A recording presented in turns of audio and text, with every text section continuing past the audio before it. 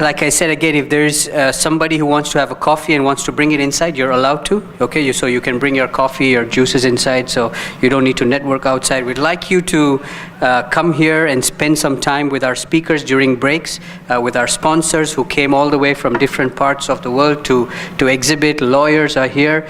So this is the right place for you to get this information that you came here to look for. But let's go further, and our next speaker is a friend of mine, a very good presenter. He spoke at other events as well. Is Top Jirayut. He's the co-founder and the CEO of Bitkub Capital, and also the board of director for the Thai FinTech Association. So he's been very instrumental, and it is our honor to have him as our speaker because he's been very, very instrumental in the regulations here in Thailand when it comes to either cryptocurrency or on the fintech side. And he's amazing. I mean, if you just listen to him now in the presentation, I am sure you all will be very, very happy. Well, he's also one of the co-founders way back in, I'm not sure, I think 2013, is it, Top? 2013?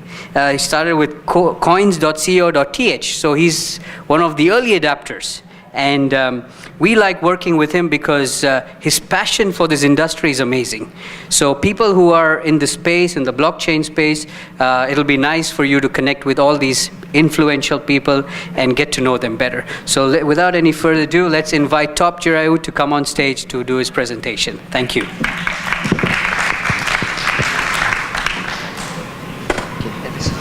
All right, thank you. Sure. Hello everyone, Sawadee Krap. My name is Top Jirayut. So today I have about 15 minutes to share with you guys Bitkub's secret master plan. So connecting the physical to the digital world. A bit about, quickly about my background. Excuse me guys, the clicker is not working.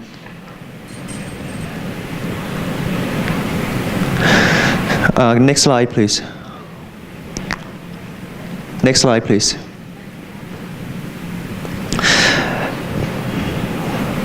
A bit about my background. I've been in the industry for 6 years now. I started my first company called coins.co.th back in 2013.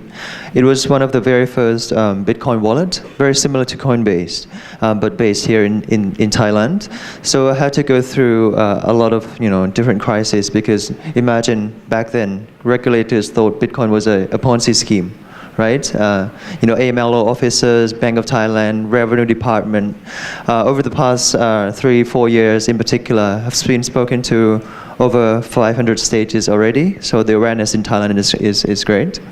And I left the company at the end of 2000 process, but eventually we got there. We were one of the very first country in the world to issue out crypto licenses. So Thailand regulation is very, very advanced right now. And background, I read economics at school. So quickly about blockchain, I assume all of you here already understand blockchain, but just to give you a very quick overview that it is a very disruptive platform. It is an infrastructure or protocol that they don't come very often. The one that changes the world, right? The first platform was the internet in 1975. There was the first infrastructure that allows people like Bill Gates to build an application inside, like software, right? Microsoft, and he changes the world 50 years fast forward, right? The second infrastructure was the internet, TCP/IP. There was world's second infrastructure that allows people like Mark Zuckerberg to build another application on top of this infrastructure. Right? Allow people like Larry Page to build another application on top. Then 20 years fast forward, those guys changes the world, right? Every company, every industry is using the internet. 2009, right? Blockchain is the third infrastructure, and Bitcoin is only the first application. And it has only been around for 10 years. It is able to shake up the hardest industry to disrupt, which is banking. Banks are panicking right now. Right? Facebook is launching Libra Association very soon. So this is a very disruptive platform that we're talking about here.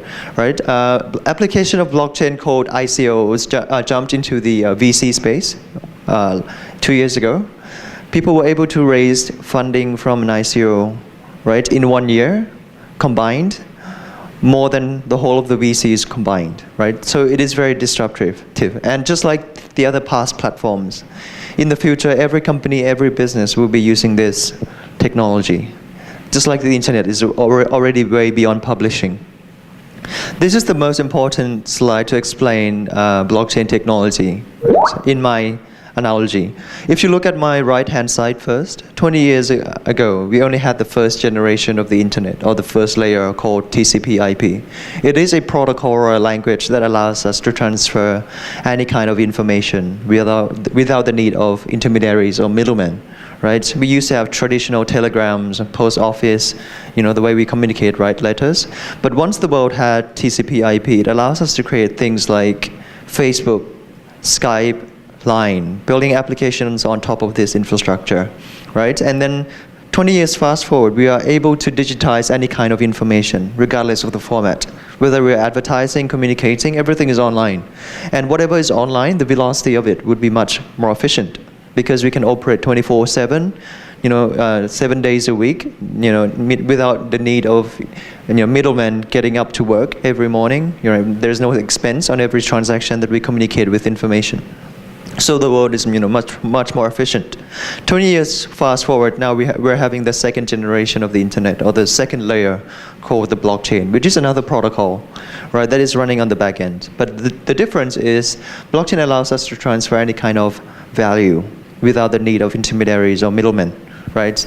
So in the future, going forward, we are going to be able to digitize and tokenize any kind of value, regardless of format, online. And whatever we uploaded, the velocity of value would be much more efficient and quicker because we don't need to rely on intermediaries, can operate 24/7, can transact with zero expense, right? More efficient, zero deadweight loss going forward. So intermediaries like banks are going to be like traditional telegrams. The market cap would be smaller and smaller in the physical world because they cannot compete with digital world, right? We will have Google of tomorrow, Facebook of tomorrow that are dealing with value, that the market cap would be more, bigger and bigger going forward in the digital world. So 20 years ago, we had the information web. Now we're about to have the financial web, right? The value web. The reason why TCP/IP didn't disrupt the value sharing industry 20 years ago, only the information sharing, was because even though it allows us to communicate, more efficiently, but it does it in a way that it creates more copies, create digital copies, right? If I ask you to email me that photo or that PDF file on your laptop to me, once I've received your photo, you still have the same copy in your local terminal, right? So it does it in a way that we communicate more efficient online, but it does it in a way that it creates more copies, more and more and more copies. But if we talk about information, we can have as many copies as we want because it doesn't destroy our economy. It is actually a good thing because we're maximizing communication, right? But if it became a 1,000 baht note, right, or a dollar bill, and imagine that we digitize dollar bill in the same manner that we digitize that photo. And once I email that, a dollar bill to you, I still have that same dollar bill on my laptop. Imagine what would be the first thing I do, right? The first thing would be I would quit my job, right? Second, I would sit at home and email that $1 note to everyone I know. Then within 1 day, Thailand would become Venezuela, right? 1,000,000% inflation. It doesn't work with value. It destroys our economy if we have, copies, multiple copies. That's why TCP/IP did not disrupt the value sharing economy 20 years ago. But right now we're about to have the second layer of the internet, second generation of the internet. Once we place the second layer of the internet called the blockchain, it solves this issue, double spend problem, meaning that this is the first time in human history that we are able to digitize that $1 bill in the same manner that we did for photo.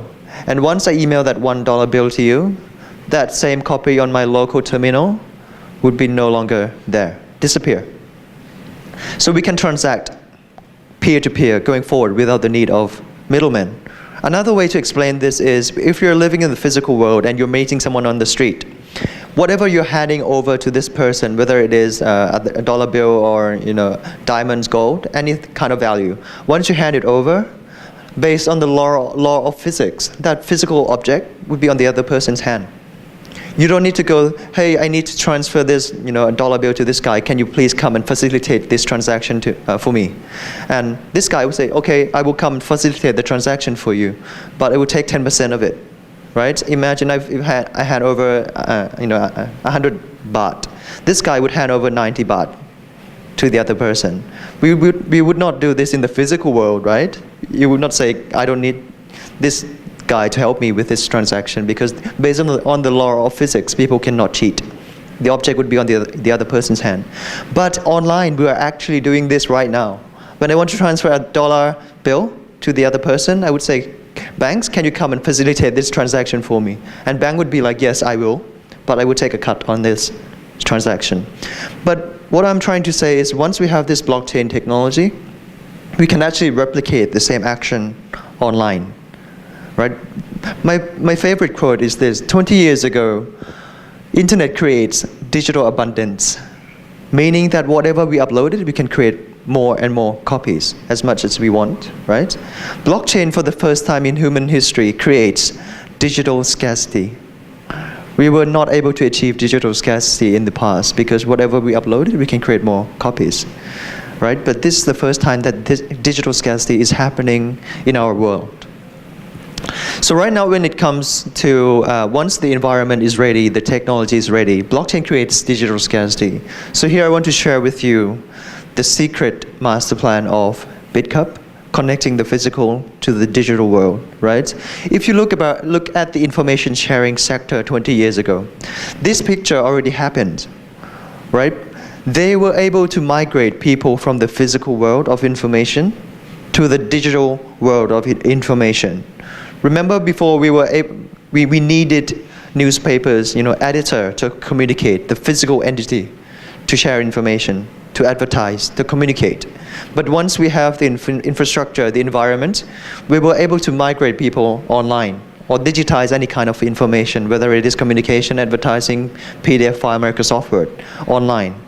And whatever we uploaded online, the velocity of it is much more efficient.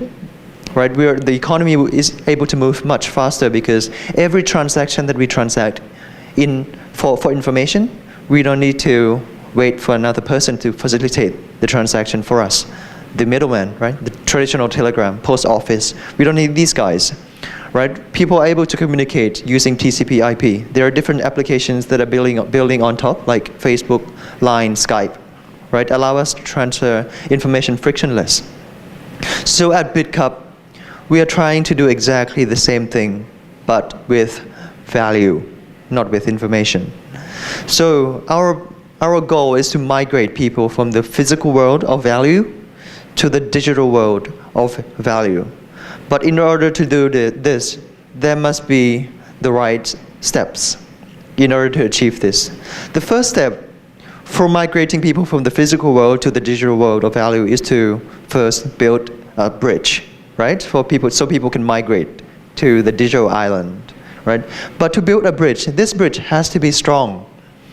A weak footing on either the physical world ends or the new world end. If we have a weak foundation, the bridge is going to collapse. So the most important thing, the very first important step, is to build a very strong bridge.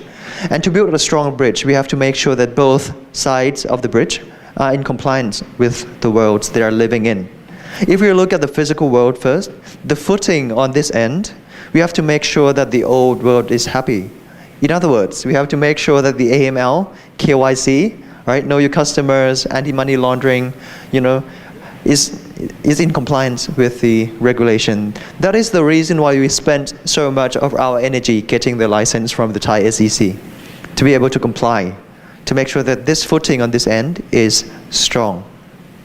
Then after the footing on this end is strong, the next step is to make sure that the footing on this digital world is also strong. We have to make sure that the user experience is very easy to use. So a crypto company is not a fintech company or just a traditional finance company. We have to strike a balance, right? We cannot move fast and break things like Facebook because we are dealing with people's money, very different industry. And we cannot move too slow like traditional banking, right? That's why this bridge has to be in balance. We have to strike a balance between moving fast and break things and making sure that we are fully in compliance and move slow and dealing with people's money. That is what a crypto company is trying to build, right? A very strong bridge. Once this bridge is strong, people can migrate very easily to the digital world. Imagine with my first company in 2013, people had to swim over to be able to buy assets on this digital island. It was very, very hard to buy and sell Bitcoin back then. And some of the bridges collapsed, right? Exchanges got hacked because the bridges were not strong enough. When people were crossing over, the bridge collapsed. So we are very lucky now that the bridges around the world currently this year is very strong because the regulators stepped in, right? And there are more resources, more talent working in this industry, right? And this bridge doesn't mean that we only need to build one bridge. To speed up the migration process, we have to build as many bridges as we can so people can migrate at a faster rate.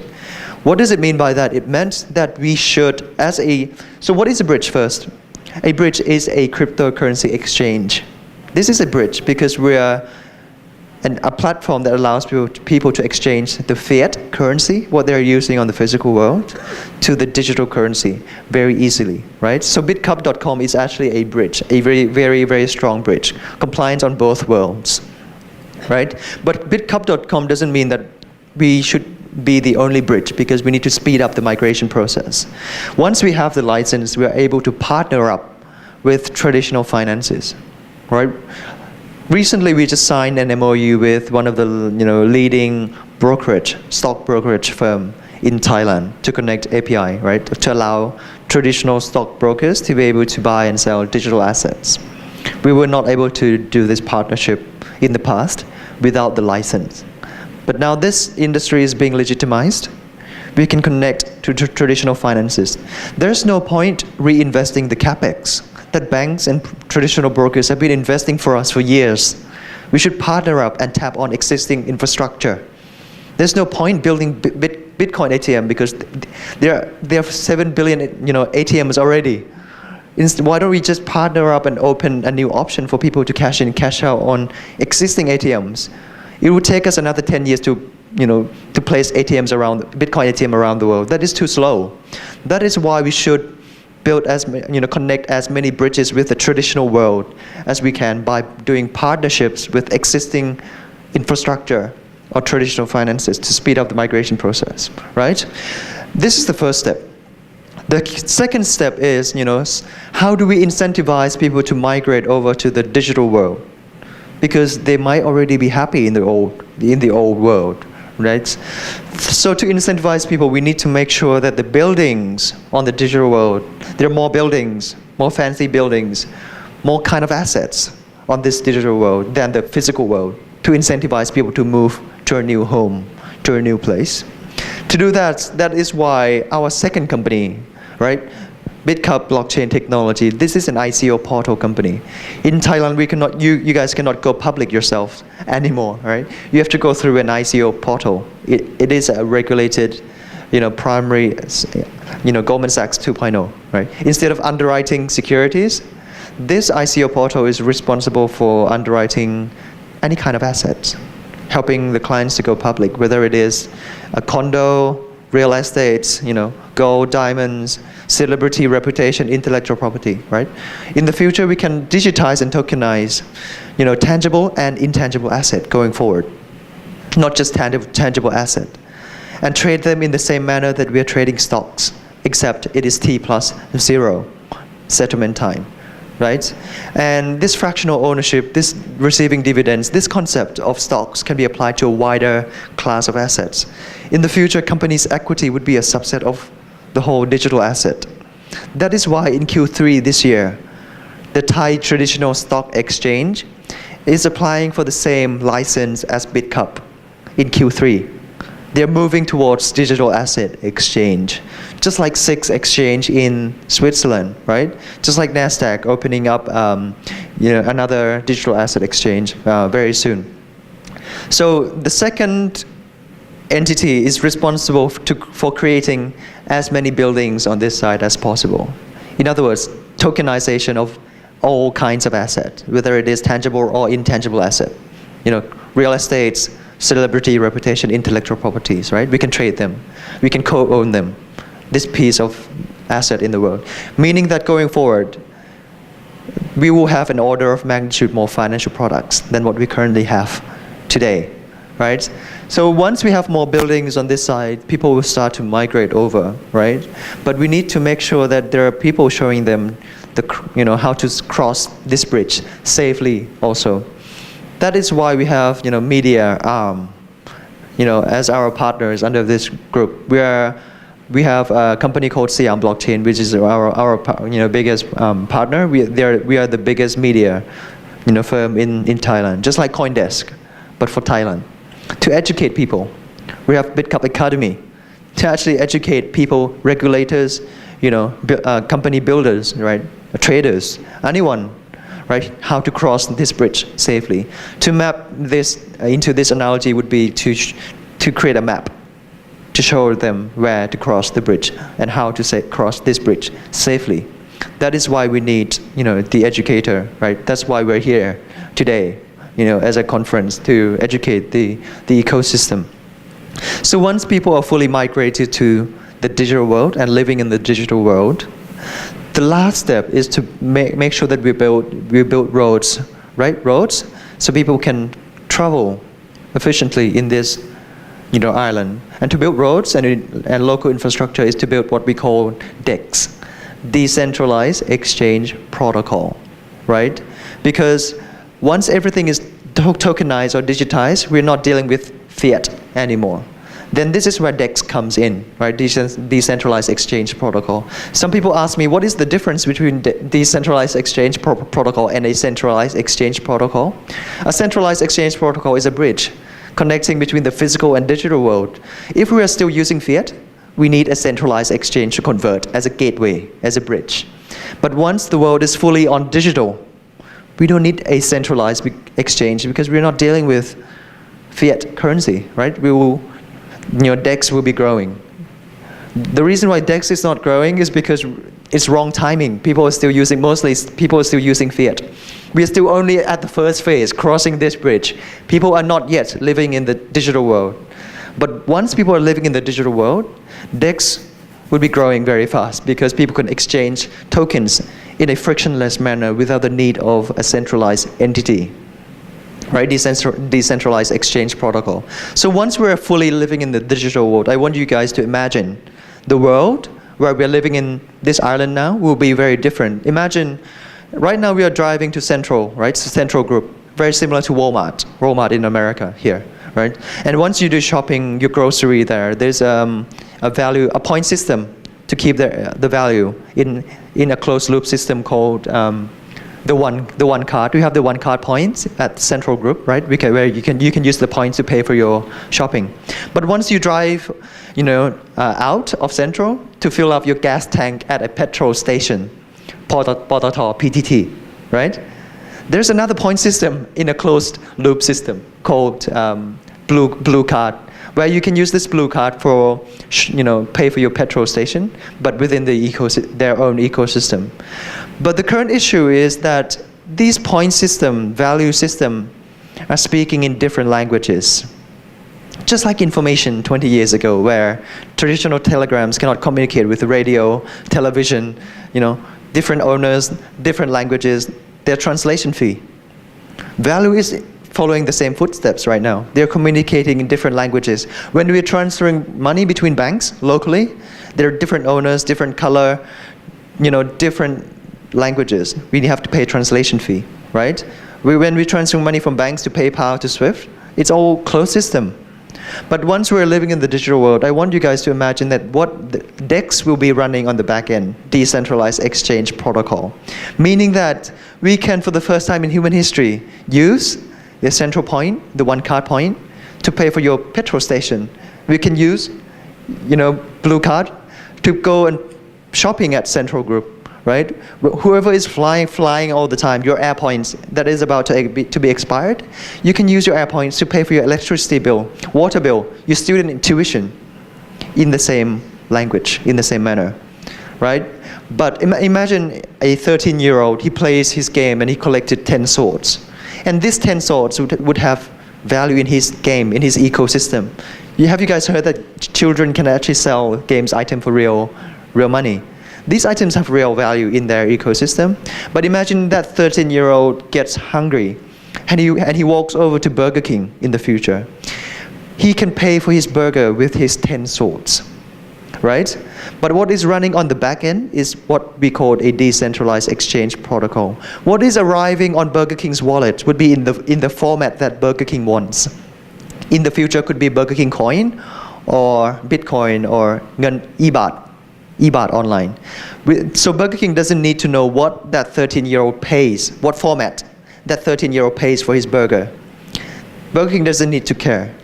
They only know that whatever arriving on their wallet is in the format that Burger King wants, right?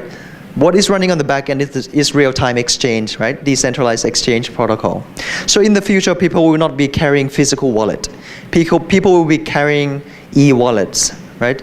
And once you open this e-wallet to buy a coffee at Starbucks, this e-wallet would show up just like stocks, a portfolio of your net worth, a fractional ownership of Cristiano Ronaldo, fractional ownership of intellectual property, Bitcoin, or whatever.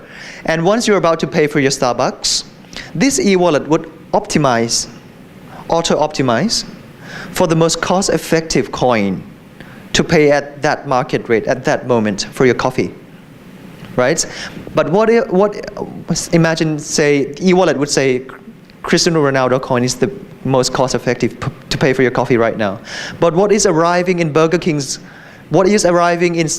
wallet would be in the format that Starbucks wants. Could be in Starbucks coin in the future, without caring or without knowing what you're paying for your coffee, what format you're paying for your coffee with, right? This is much more efficient when we're living in the digital world. Just like information, right now we are living in the digital world for information, right? I don't care what language you speak. I speak PDF, you speak Microsoft Word. We can communicate. The content doesn't change, right? So going forward, value would be in the same manner, right? So the world will be moving at a much quicker rate because there's no deadweight lost, there's no inefficiency because everything is online. Google of tomorrow, Facebook of tomorrow will be bigger. And this is Bitkub's secret master plan. Thank you guys.